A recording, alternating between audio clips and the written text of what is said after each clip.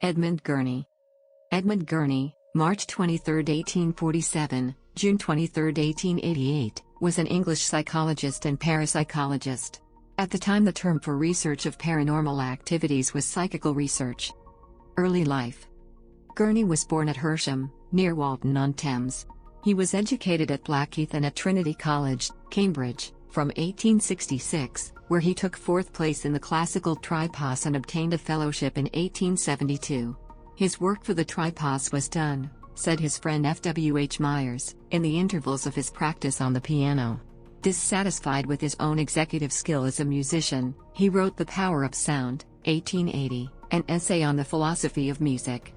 He then studied medicine with no intention of practicing, devoting himself to physics, chemistry and physiology. In 1880 he passed the second M.B. Cambridge, Medical Science. In 1881 he began the study of law at Lincoln's Inn. In relation to psychical research, he asked whether there is an unexplored region of human faculty transcending the normal limitations of sensible knowledge. Gurney's purpose was to approach the subject by observation and experiment, especially in the hypnotism field. He wanted to investigate the persistence of the conscious human personality after the death of the body.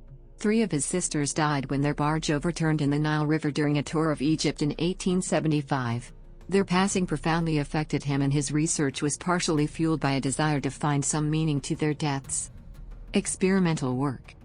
Gurney began at what he later saw was the wrong end by studying, with Myers, the seances of professed spiritualistic mediums, 1874 to 1878. Little but detection of imposture came of this.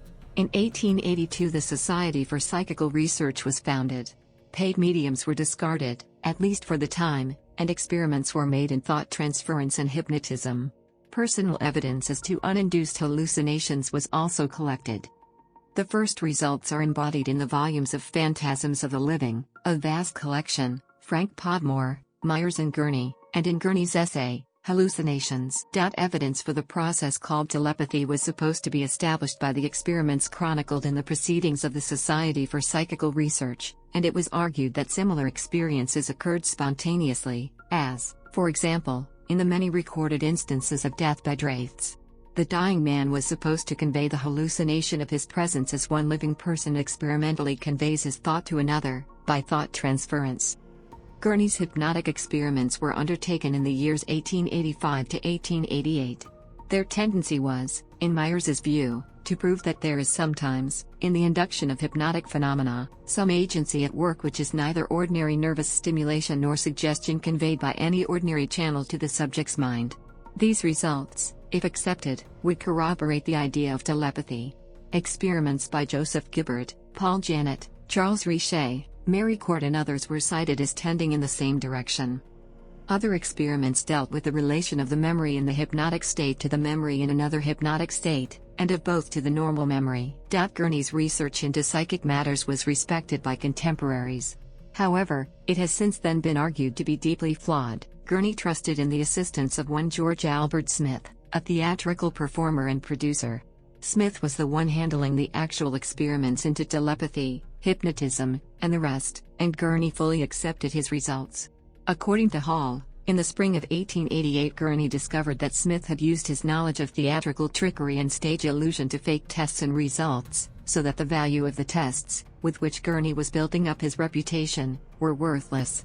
Douglas Blackburn, Smith's principal partner in the mentalist performances and experiments, publicly admitted fraud in 1908 and again in 1911, although Smith denied it.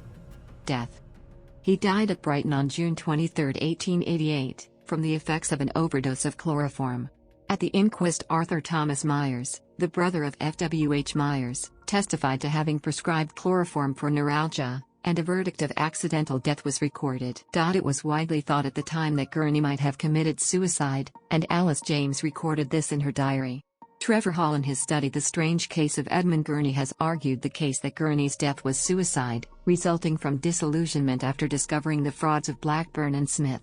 Gordon Epperson argues against this hypothesis, and Janet Oppenheim concludes that the mystery is not likely to be resolved. Works.